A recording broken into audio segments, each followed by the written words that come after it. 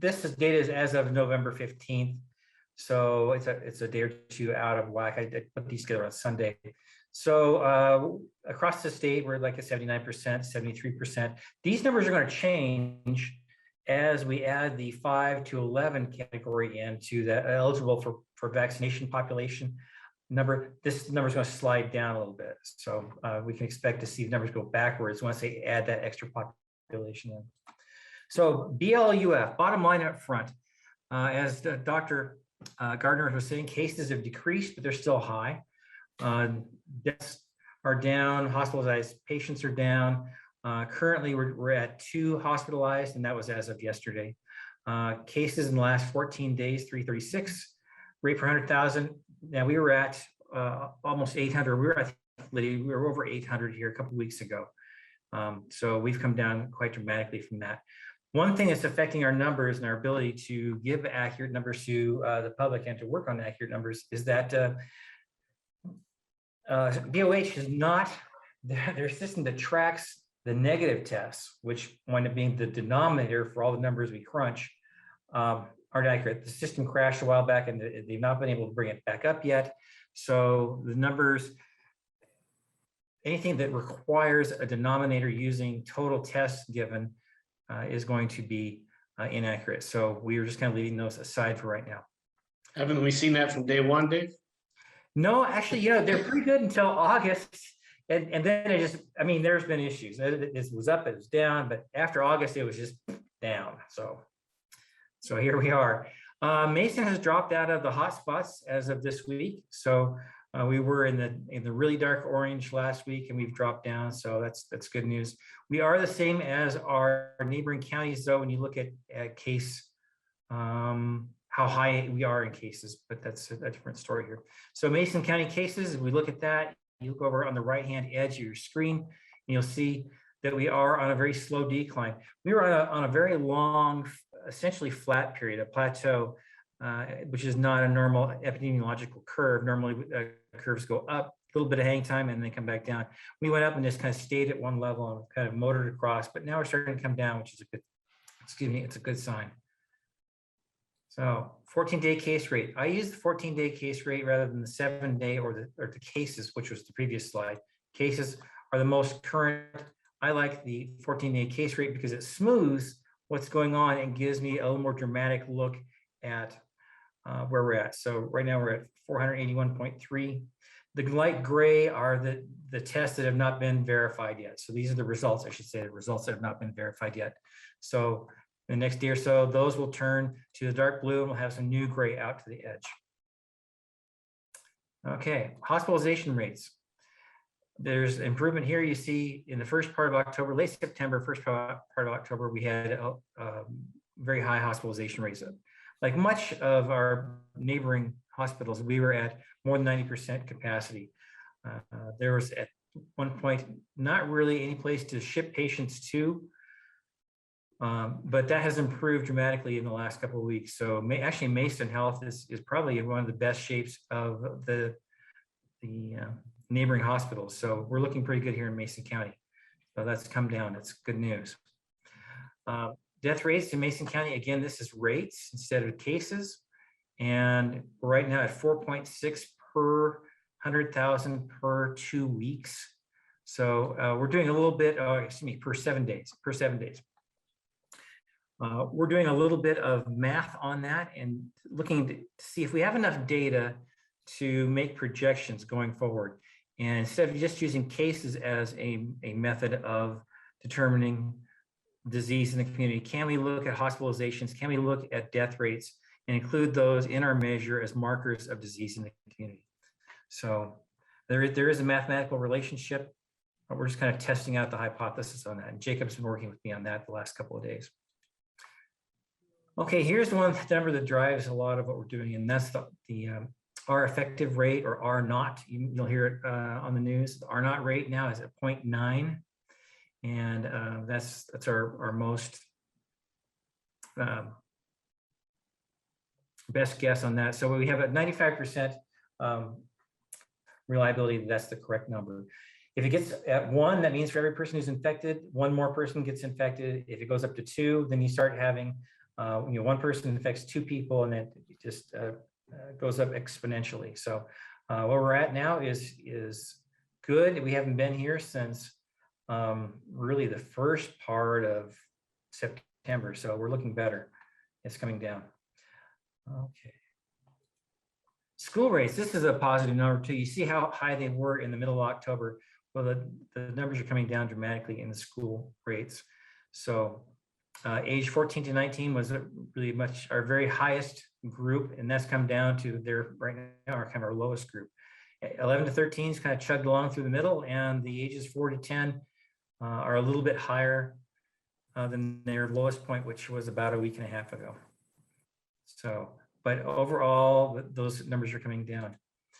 Hospital occupancy, and this slide was as of Friday, and it's actually come down since then. So we're now down in the 80s on occupancy, and the number of COVID patients occupying hospital beds is less than 15% now. So that number has improved as well. Interestingly, and this is what we're kind of sorting out and going through, is that the Washington deaths, 46% are from nursing home or skilled nursing facilities, long-term care. So 46% of those deaths that we've had across the state come from that population. So we're looking at how do we look if we take that population, set it aside, because that was really the mostly affected group in the very beginning of the pandemic. So if we set that number aside, what does the rest of the data tell us about what's going on in the community?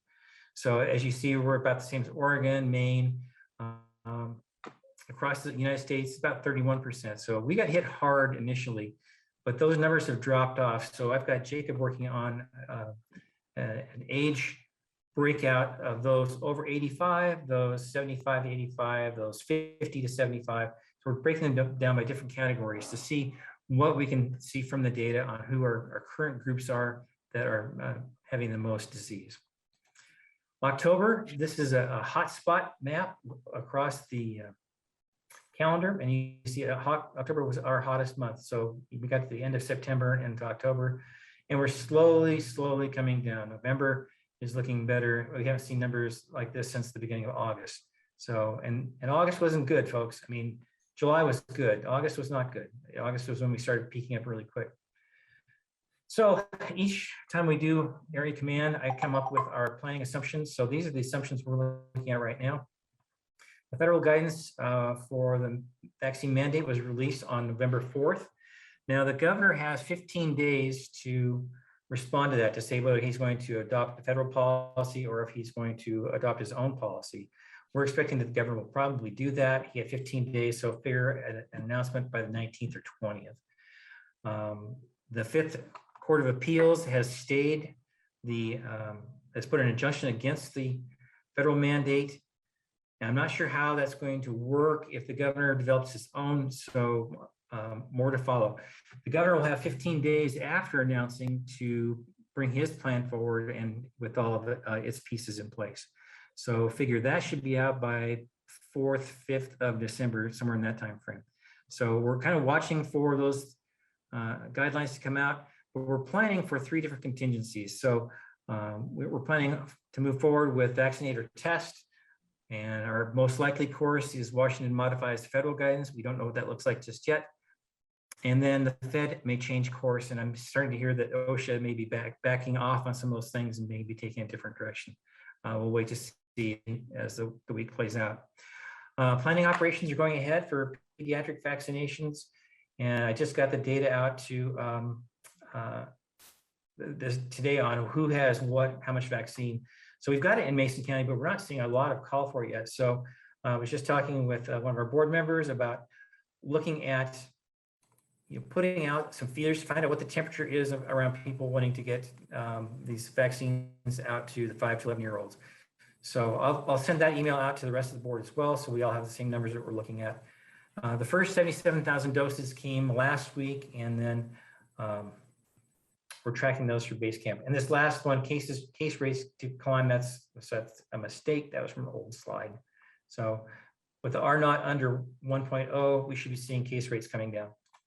Dave, I can tell you Nicole from the hospital has been working with the schools to determine exactly how to get into the schools or how, I told her, it reminds us back when we grew up where they had the little bus drive up out front, you pretty much lined up, walked in and boom, got your shot and walked out.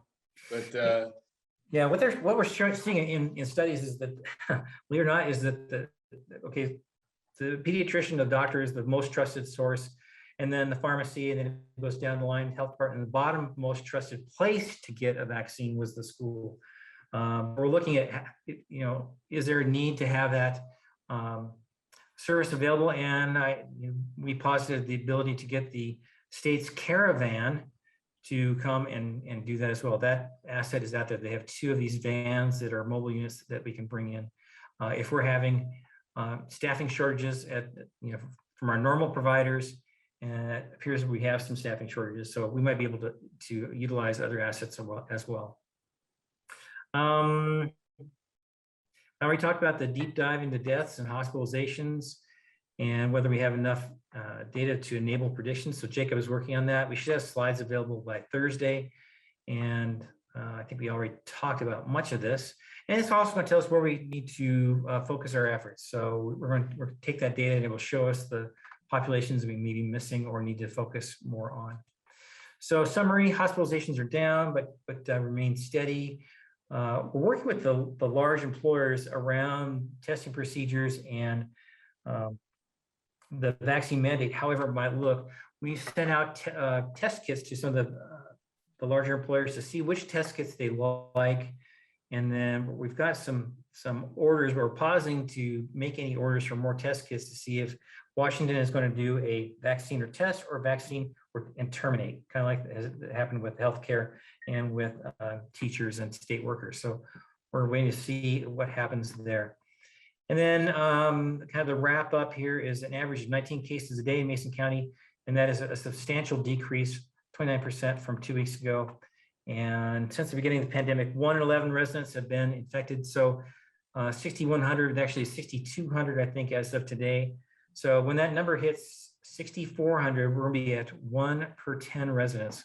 This has gone from 1 in 16 residents since the beginning of September. So we've had quite a bit of disease out in the community, but yet our hospitalizations and our death rates are down. So that's good. We're getting better at treating the disease, and I think due to vaccines, we're not getting the severity of infections as well. So I think that is, as Dr. Gardner said, that's one of the goals of vaccine, is to reduce the severity of hospitalizations and incidence of death. So that is a typical twice a week summary that I do for Area Command. And I thought I would share that with the board so that they can see, what's going on at Area Command and some of the things that I share to help inform decisions as we go forward with COVID.